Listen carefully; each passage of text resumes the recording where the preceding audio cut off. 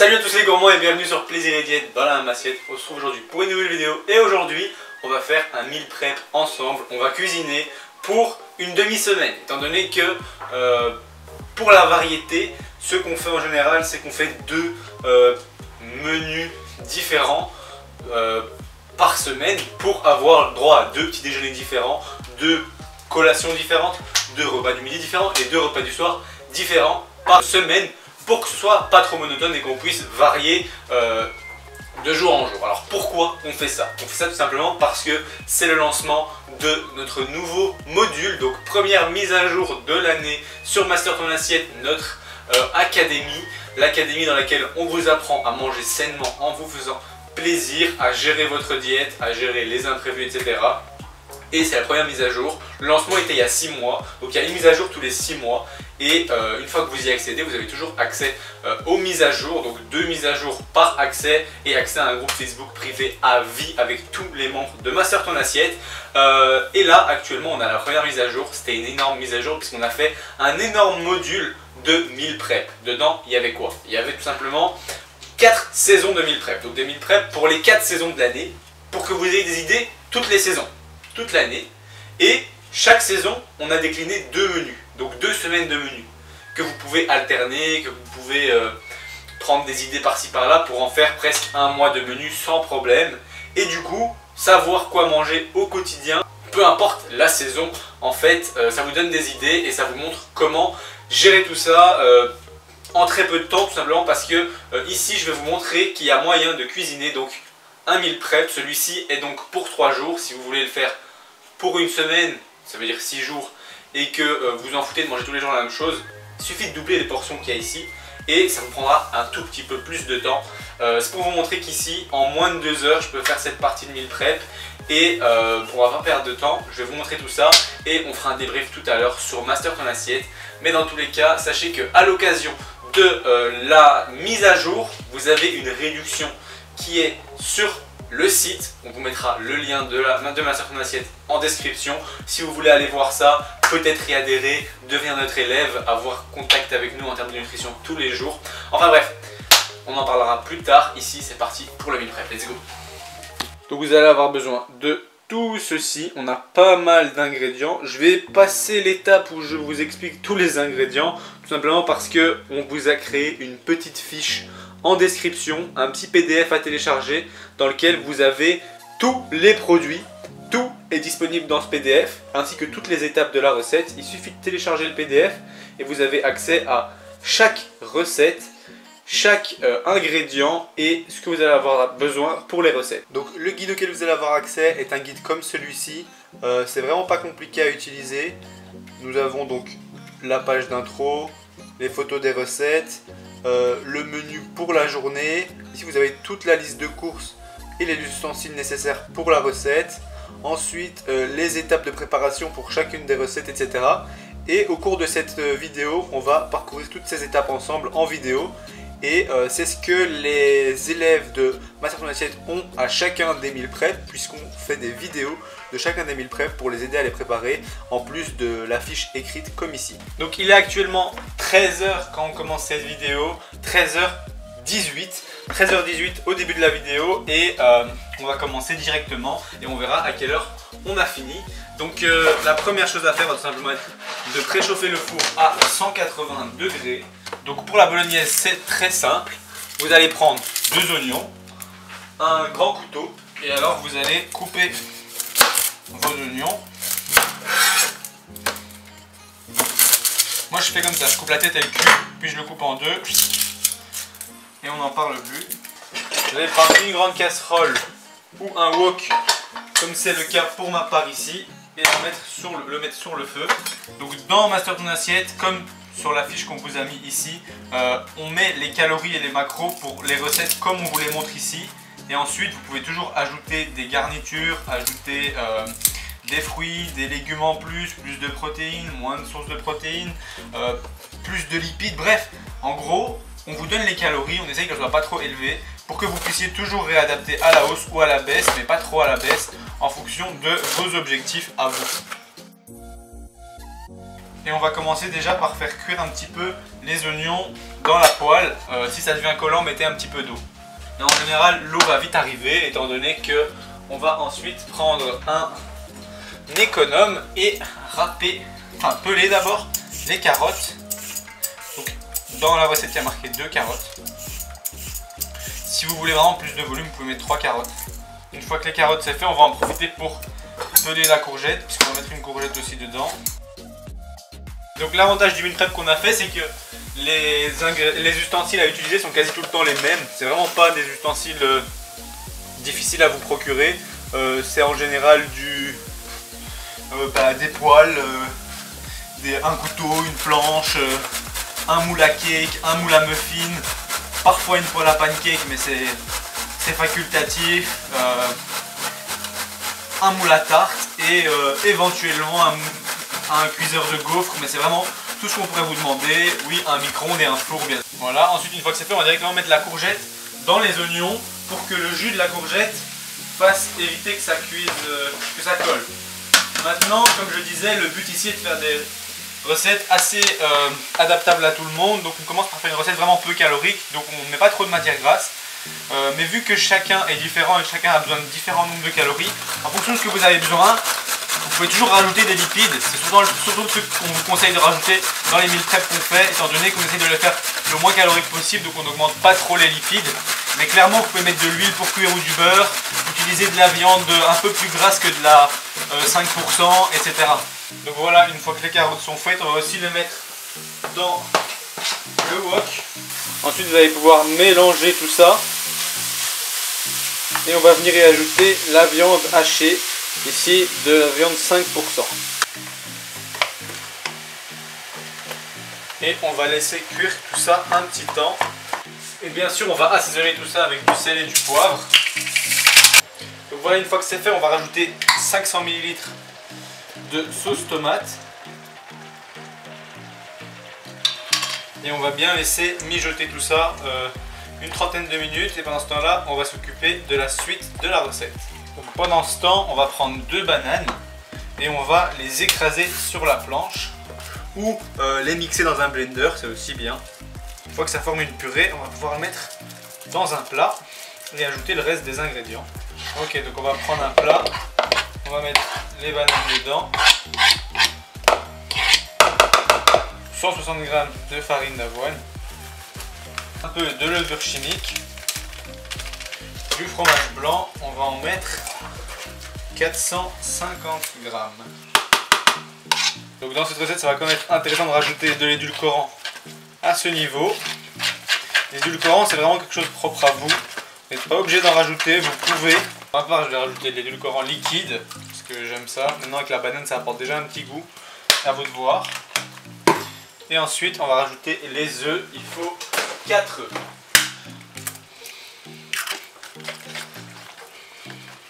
Voilà, donc on va mélanger le tout avec un fouet. Et maintenant, on va s'occuper des pommes.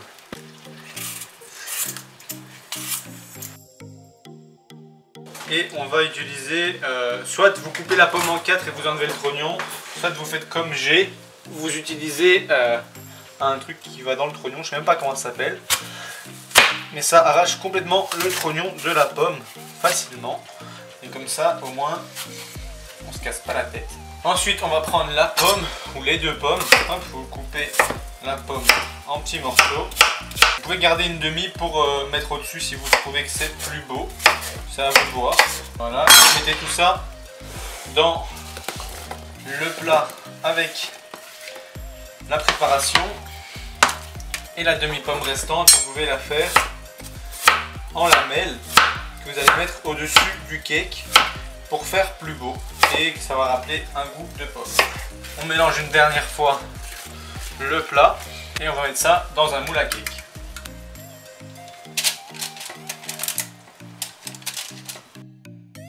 Tout est prêt et on n'a plus qu'à mettre les petites pommes dessus si vous avez opté pour la version avec des rondelles de pommes.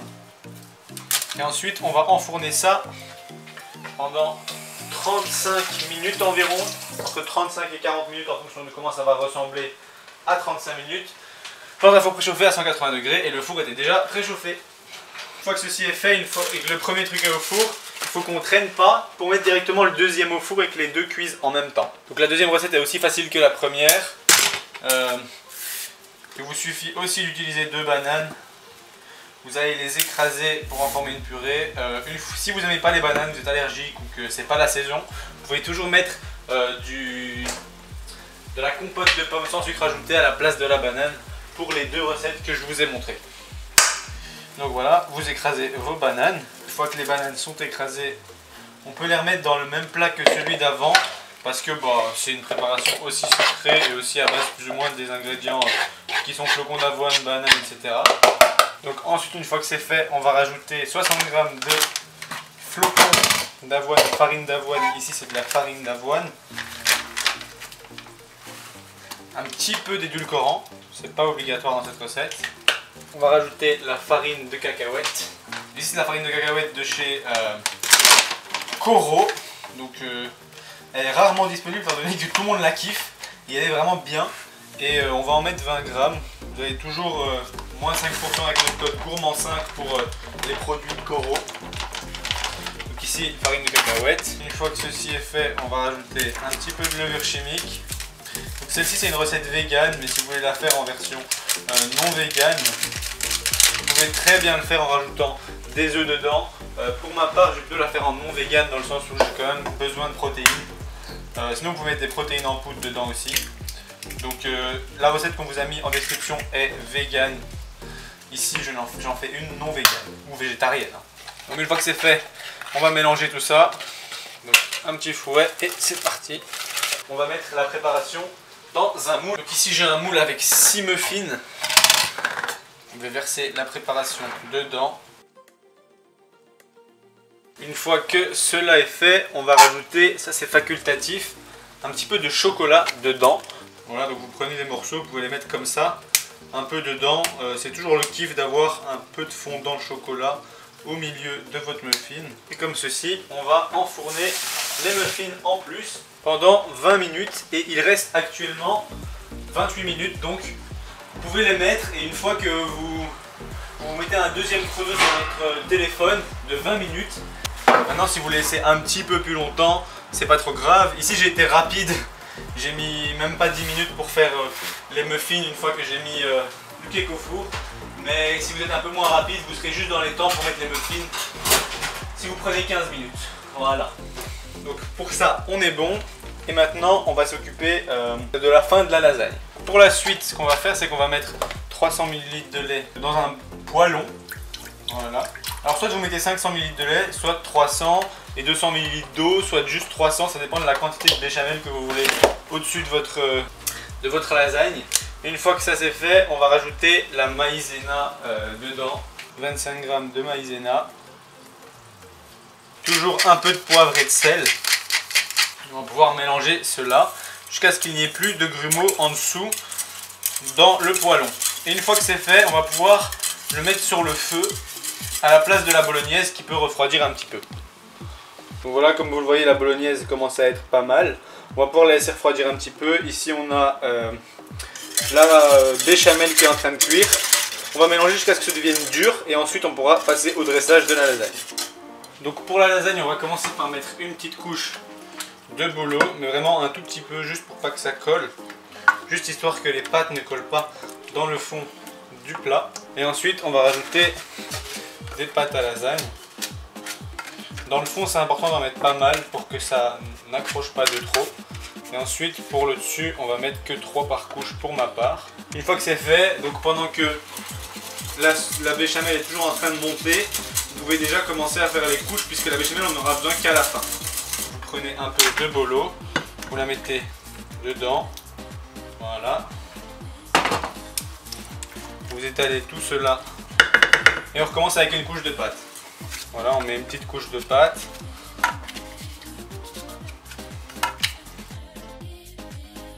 Et ensuite, la béchamel par-dessus. Et une fois que ceci est fait, on rajoute 75 g de fromage râpé. Ici mozzarella, mais vraiment vous pouvez prendre l'emmental râpé ou du comté, vraiment c'est comme vous voulez. Donc vous mettez mettez ça par-dessus. Une fois que c'est fait, on va enfourner cela pendant encore 30 minutes au four. Donc voilà, on va finir avec la dernière recette qui sont les blinis à la courgette avec une guacamole. Donc pour la guacamole, il n'y a pas de problème à la faire pour 3 jours. Si vous laissez au frigo et que vous mettez du citron dedans, elle va tenir 3 jours. Mais sinon, si vous mettez pas de citron dedans, ça risque d'être pas ouf. Dans ces cas-là, autant faire une guacamole tous les jours quand vous allez manger vos blinis. Donc on va prendre le belle patate encore, peler la courgette. Une fois que c'est fait, il suffit de la râper la courgette encore une fois. Une fois que c'est fait, vous allez mettre cela dans un bol, rajouter les flocons d'avoine ainsi que 3 œufs. Donc il y a 150 g de flocons d'avoine ici pour moi et on va rajouter 3 œufs. Une fois que c'est fait, on va mélanger le tout avec une spatule.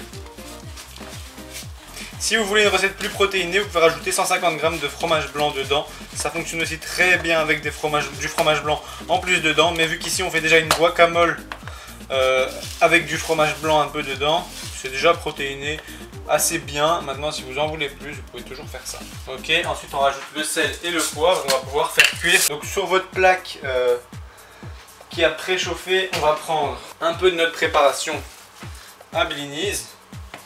Et on va venir la mettre dessus et vous pouvez former vos blinis vous-même de la forme que vous voulez, de la taille que vous voulez, de l'épaisseur que vous voulez et les faire cuire plus ou moins 2 minutes du premier côté et 1 minute du deuxième côté sur feu entre moyen et fort. Moins vous avez de temps, au plus vous pouvez les faire gros et vous en aurez des plus gros mais ça vous prendra moins de temps à cuire quoi. Moi je vais les faire comme ça et pendant ce temps là je vais m'occuper déjà de la guacamole. Donc pour ce qui est de la guacamole, on va prendre un avocat.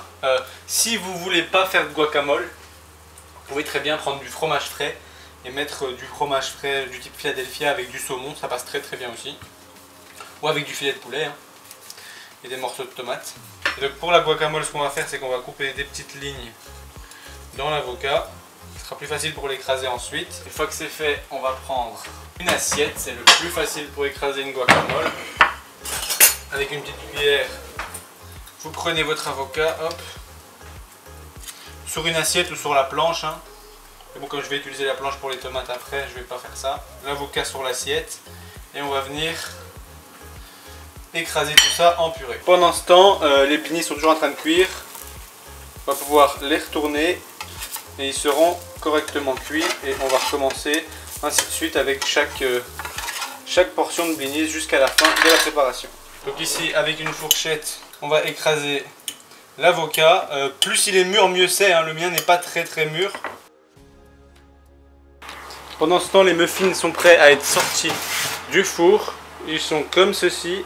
Et on va les laisser refroidir un petit peu à température ambiante. Moi, il me reste un petit fond de fromage blanc parce que j'ai utilisé 450 à côté au lieu de 400. Du coup, il me reste 50 g de fromage blanc et je vais rajouter l'avocat écrasé dedans, qui va me permettre de déjà conserver tout ça dans ce petit pot. Voilà, on va rajouter un peu de sel, un peu de poivre. Ici, les blinis sont en train de s'enchaîner, je ne sais pas si vous voyez ça par l'arrière. Ainsi qu'une tomate qu'on va couper en petits dés. On va rajouter tout ça dans la préparation. Ça rajoute du volume à la guacamole et des protéines et aussi des vitamines avec tout ce que je mets dedans. Ça, c'est pas juste de l'avocat. Et ainsi, on a notre guacamole qui est prête. On rajoute un petit peu de jus de citron dedans et c'est bon. Voilà, on rajoute le jus de citron. Et la guacamole est prête à l'emploi. Vous pouvez à présent la mettre au frigo pour la conserver 2-3 jours et la mettre sur les blinis au moment où vous mangez. Refermez toujours la guacamole soit avec du papier alimentaire, soit avec un couvercle pour qu'elle évite de trop s'oxyder. C'est ce que je vais faire pour ma part ici. Voilà, et au frigo. Donc voilà, il est 14h20, les blinis sont finis, il reste juste ces trois là qui finissent de cuire. Les muffins sont là. Et on a ici la lasagne qui termine de cuire et le cake qui vient de sonner, qui est juste ici et que je vais sortir du four. Le tout en 1 heure. Bon, résultat final, on a tous les blinis, la guacamole, les muffins pour le goûter, l'énorme cake à la pomme parce que vraiment il est très grand. Il fait 3 mains, il est super haut. Et une grosse lasagne.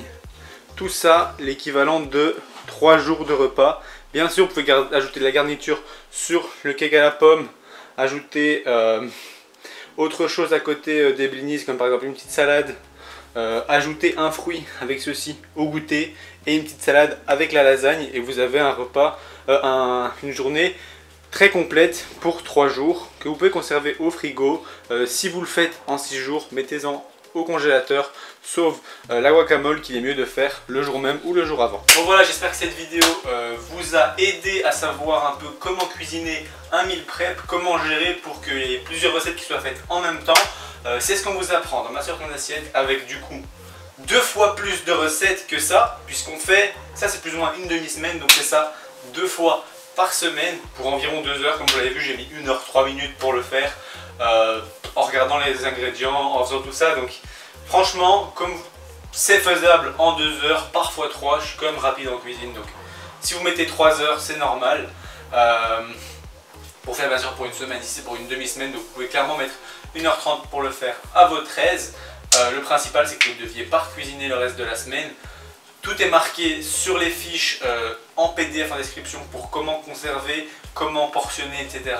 Donc je vous invite à aller checker tout ça, et si ça vous intéresse, à aller voir l'académie Master ton assiette mise à jour donc cette semaine. Et donc soyez conscient que la promo est présente que pendant quelques jours et qu'il n'y aura que une promo de temps en temps, c'est-à-dire au moment des mises à jour. Donc si vous voulez intégrer Master ton assiette, c'est clairement le moment. Donc adaptez bien les recettes à vous en fonction des macros et des calories que vous avez. Si vous ne comptez pas vos calories, mangez ceci, et si vous voyez que vous avez encore faim, rajoutez, comme je vous ai dit, quelques petites garnitures à côté. Quant à moi, j'espère que cette vidéo vous aura plu. Si c'est le cas, vous pouvez toujours cliquer sur j'aime et même vous abonner. À la prochaine pour une autre recette ou une autre vidéo.